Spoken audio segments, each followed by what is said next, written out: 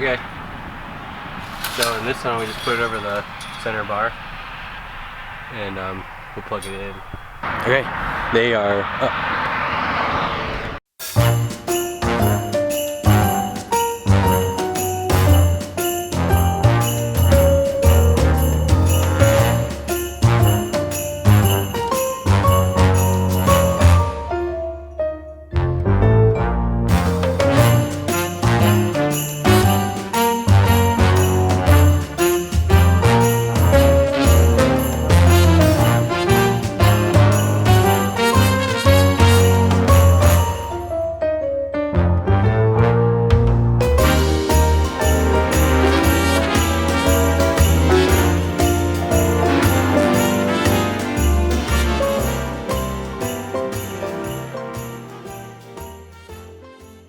So we'll set these here next to the tunnel. Since every bed is 100 foot, we'll just roll these out and cut them at 100 feet and then take them to the beds where we need them.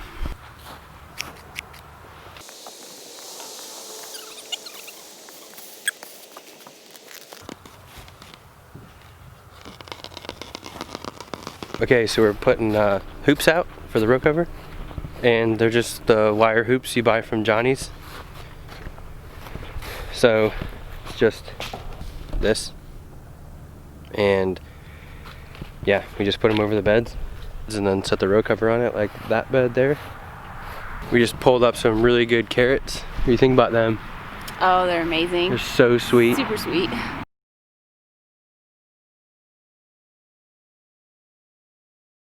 We'll bust out these Christmas lights for the tunnels. I'm excited. So this is something we did last year. We put in these two tunnels and this tunnel, we had lights through the center, and when it's dark out, and especially if the plastic freezes, it illuminates like everything around here. And our neighbor over here was actually sad we took him down because it lit up her bathroom.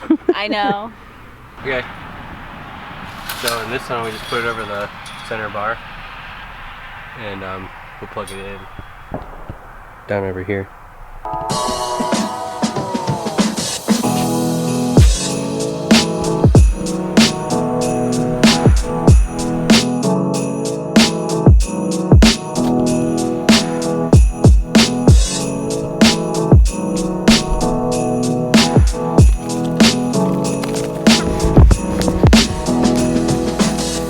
George, what's better?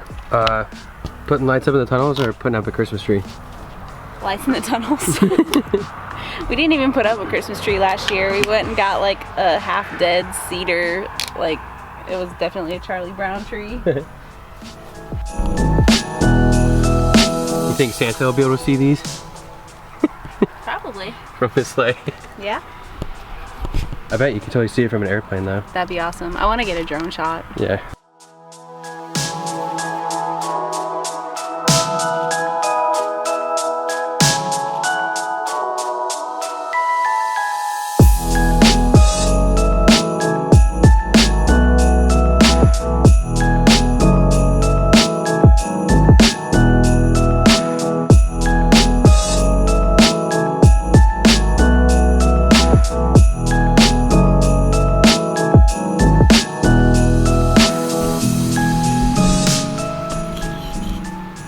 So 2 inches of rain last night. No surprise there. Yeah, so pretty big rain last night. Kind of unexpected, really. I don't think anybody forecasted that much, but it's North Carolina, so continuing with the winter, gotta get everything covered in row cover and other things. And hopefully we can finish this nursery end walls. But yeah, it's a lot of work, and it's still raining, so we'll see what we can do.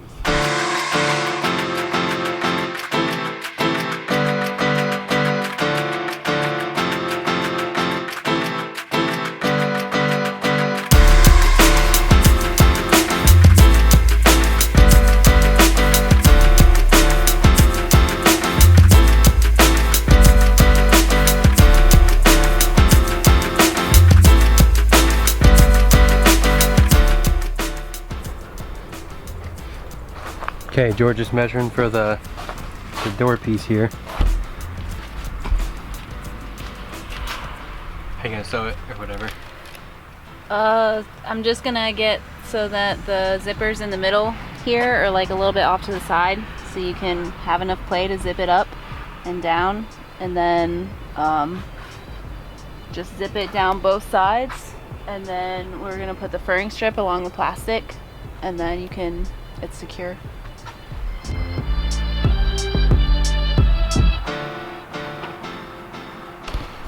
Okay, neighbor Phil was over here. He had this heater from something, and so we're gonna buy it off of him, and we wired it to the wash station, and I hung this fan up to help blow some heat.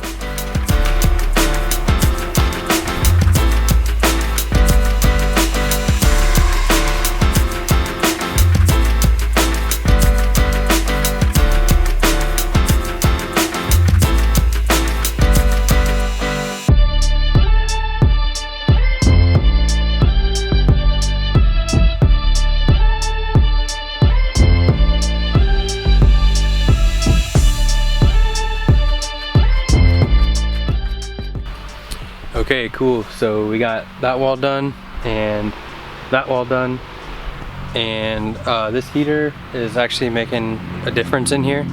And the plans for the nursery is to build another wall halfway through, or just something that's easy to put up in the winter and take down in the spring, because we won't need it. We won't need it then. And use this to heat. You know, maybe it allows us to do something different, like start tomato plants for our customers or whoever wants to buy them.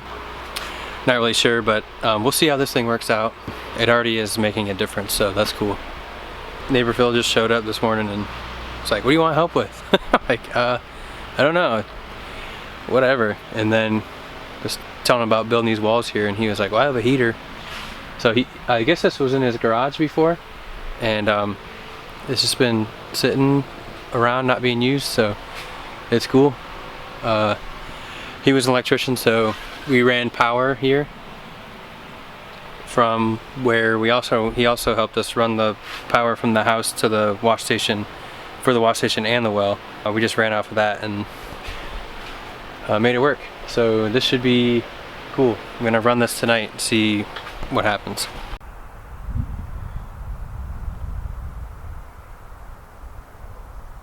Super cold today. It's like 40 degrees and it's gonna stay like that for the rest of the day. So the heater's on in here. It's actually working pretty well. And just gonna close up all the tunnels, trap some heat, and then put the row cover out. And we're also harvesting in case things get damaged, so the susceptible things. Pulling those out. Gotta insulate the well still. Probably take these off or cover them with something. I don't know, I really don't want to take them off, it's really annoying. And they suck anyway, so if they break, whatever. We need the cold, but warm winters are nice for working outside. So everything's done fine, uncovered, and with the tunnels open at 30 degrees. But 28 degrees is where the real damage starts to happen, and it's gonna be 24 tonight with some wind.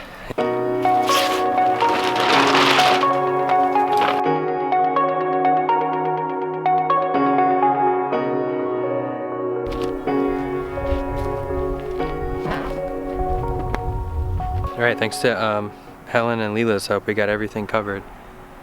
Like 50 beds. Yeah. A lot. And we harvested tomatoes. It took us like 2 hours to cover everything. Yeah, we harvested tomatoes, we harvested sugar snaps. I harvested cabbage and bunching onions. Some head lettuce. Tunnels have been shut like all day, so hopefully everything will be able to trap enough heat overnight.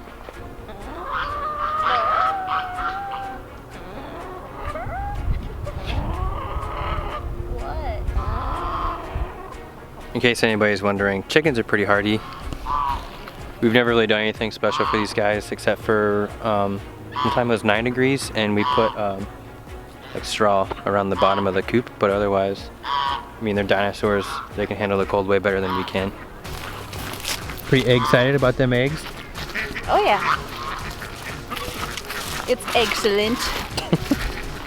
Okay, so I had to take a tree down at Tyler's today. I promised him I'd do it, and it's been a while, but I had a chance today. So that's what I did this morning, and the tomatoes got destroyed from the cold. Some of the sugar snap peas got damaged, but everything else seems to be all right. The reason and the difference in this cold versus a different cold is the time that it's spent below freezing. So last night about 7, I came to check on the nursery and just see how that was doing, and all the moisture on the inside of the plastic was already frozen, and it was 29 degrees. So that's over 12 hours easy below freezing, and that's, you know, the hard freeze. That's a real freeze. Generally what happens here is it's 50 to 60 during the day, and then the temps slowly decrease overnight to about 30, and your time spent below freezing is a lot less than like what it was last night. So tonight is going to be 25, and so just knowing that everything survived pretty well, we feel pretty good about it. But for the next week or two, it's going to be the same weather pattern, so everything has to stay covered, and hopefully that buffer allows it to still grow and we don't lose a whole lot. Ooh, it's warm in here. Alright George, what happened today while I was gone? I just harvested basically. So got the cabbage and kohlrabi and root vegetables harvested, celery, fennel, kale, chard. If y'all have never had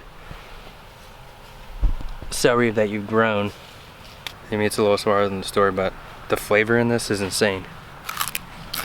Yeah, the heater in here I think helped make a pretty big difference, and there's even beets germinating here without extra row cover on them, so that's good. So for our winter forecast and what I've seen so far, we get this cold snap in December for like half the month, and then as we get into January it warms up again. So as far as growing, we just do what we can to protect these guys now. That way in January when it is warmer, they will grow. It's slow, but they'll still grow. We're also in the time where we have less than 10 hours of sunlight a day, and for this year at least, so far at least, what's forecasted the coldest air of the year. Yeah, so as far as the winter goes, this is the tough spot. Then we'll have January, which is supposed to be warmer, February, which is supposed to be warmer. I'm sure there will be some snow in there, which really is fine with me. It actually helps insulate the tunnels. And then as we get into March, it'll get windy, the weather will start changing, and we'll really start ramping up on everything. So even if everything did freeze right now, it's still like max 3 months of downtime. These plants can really handle adverse conditions, but you know, we need to sell them every week to make a living. So all this extra effort is paid off in the the security of knowing that your plants are good, they'll keep growing, and that way we can keep our customers happy with year-round food. All right, it's harvest day.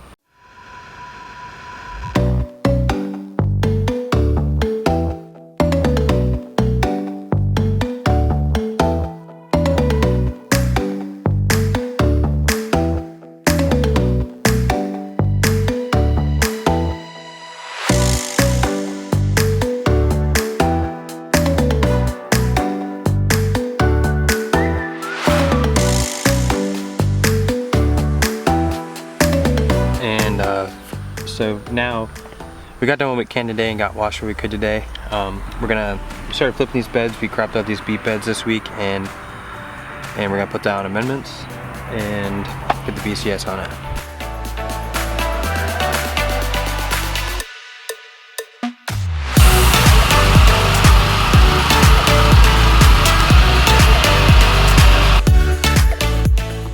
Alright, big thanks to Jenny and Leela helping today wash and pack. I think they're getting faster than us at it.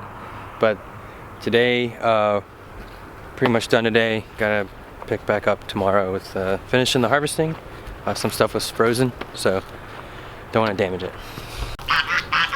Alright, we're gonna move the chickens from this area down there so they can hang out in the woods, because we've had a hawk get some ducks and they need more cover. So had pretty good harvest this week. Yeah, we got a lot of pre-orders, so Pre-orders here. yeah. Alright, the rain is here, as you can probably hear it. We're gonna get these beds seeded and seeded, transplanted, and then we got some other stuff in the nursery tunnel, but the rest of the day should be tunnel work because the rain's here and Emma's washing eggs, so getting ready for farm pickups. A lot of stuff going on.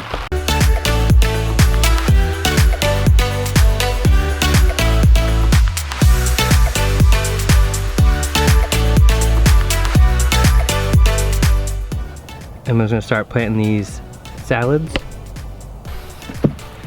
And I forgot to harvest these purple carrots. So, the tomatoes.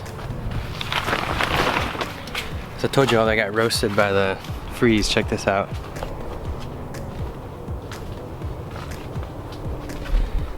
All that extra effort. Kinda knew this was gonna happen, but it was cool to eat them this late anyways. So everything near the ground survived alright, but everything above that didn't. So the cold air was sinking down and the warm air was rising up from the soil. And yeah, that's the microclimate that I'm always trying to explain and talk about, but you can see it here.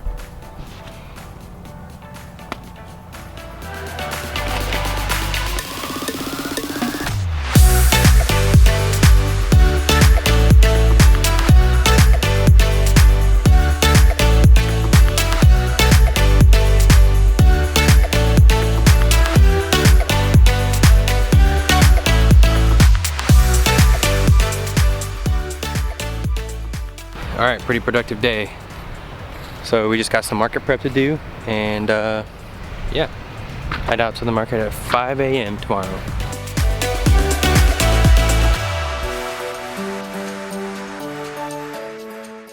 Okay, back from the market, so everything went pretty good.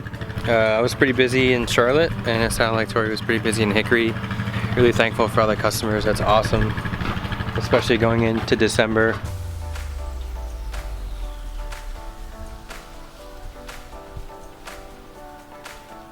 So we finished moving these chickens back here, actually in the rain yesterday, like last night. So when we finished the farm pickups, we came back and all the birds were in the coop, and we just moved the coop over here. So we had everything set up, pre-set up, and then just moved the birds later.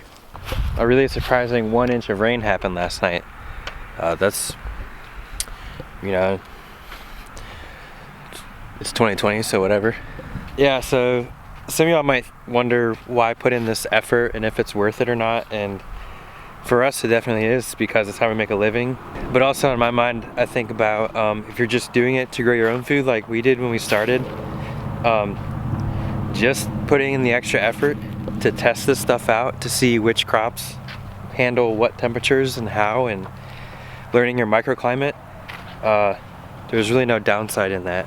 So I think, at least from what it seems like in the comments, a lot of people that watch our videos grow their own food. So I would say, and then a lot of times people say too, it's a lot of work and stuff. It's not so much about it being a lot of work as much as how much you're learning from it. So essentially the more you work, or in other words, the more effort you put into it, the more you learn. And then you don't have to put that much effort in it anymore. And then as your intuition grows, your need to experiment and stuff shrinks. But really, you can never stop learning, so yeah, there's no downside in it. That's just how I see it. You know, our customers appreciate, I think our customers appreciate us doing it over the winter too. It's definitely, today I heard a lot of thanks for being here, and how was the cold for you guys and stuff. And that's cool because we try and stay dedicated all year, and the customers stay dedicated all year as well, and go and show up to the market for stuff. And really, winter vegetables are really good because the sugars get a lot more concentrated, so a lot of them are a lot more sweet. So now I'm coming through, closing these walls, fixing road cover that got messed up in the wind, and getting these tunnels warmed up before it gets cold again. Alright, it's after the market and I am going to get eggs now, but once I get back in, I'm gonna start working on just making some dinner for tonight.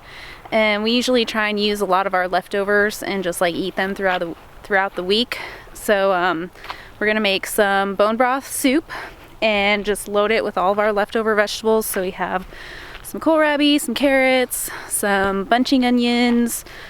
What else did I put in there? I put in a little bit of fennel and some tatsoi. And then tomorrow I'll be making kimchi with a lot of our leftover tatsoi, pak choi, and cabbage. So should be good. Casey's gonna edit, and then we're probably gonna relax for the rest of the day. So have a good weekend, and thanks for watching.